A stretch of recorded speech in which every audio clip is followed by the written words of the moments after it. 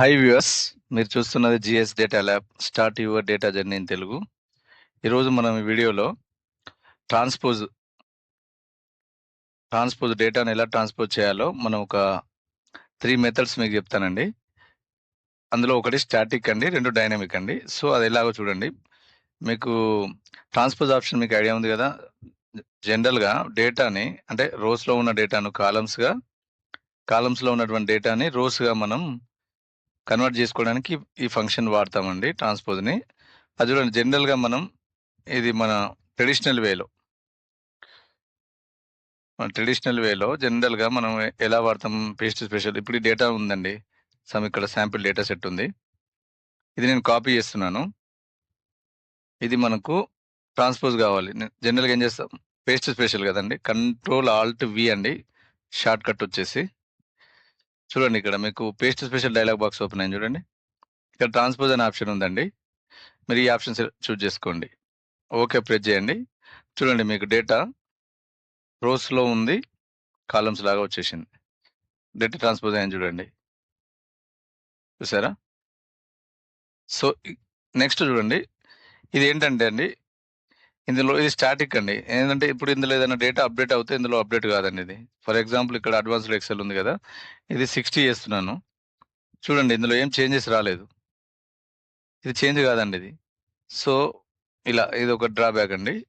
Next చూడండి, method two వచ్చేసి మనకు ఫార్ములా ఉందండి, డైరెక్ట్ ట్రాన్స్పోజ్.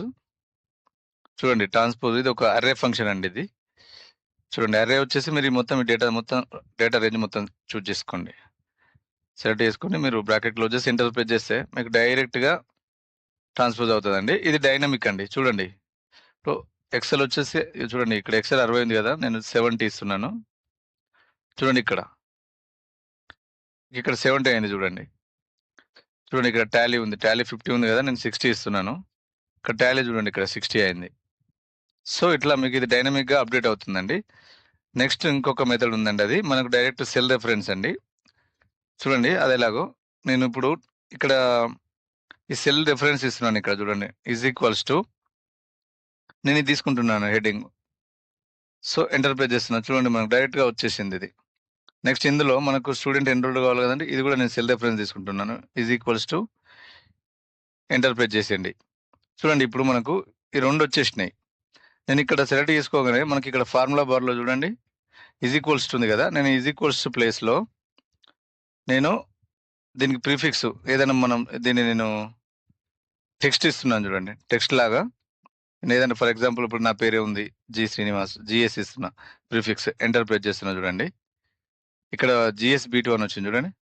నెక్స్ట్ దీన్ని కూడా =, ప్లేస్లో నేను సమ్ జిఎస్ అని ఇస్తున్నా ప్రీఫిక్స్. చూడండి, సో ఇప్పుడు ఇది ఏంటంటే చూడండి, ఇప్పుడు నేను ఈ 2 సెలెక్ట్ చేసుకొని ఇది ఫ్లాష్ ఫిల్ ఆప్షన్ మీకు ఐడియా ఉంది కదండి, ఫ్లాష్ ఫిల్ ద్వారా ఇట్లా ఫిల్ అవుతూ ఉంటుంది. చూడండి, ఇక్కడ సిరీస్ చూడండి, ఇక్కడ చూసారా, GS_B2 కింద C2, B3, C3 ఇట్లా చూసారా.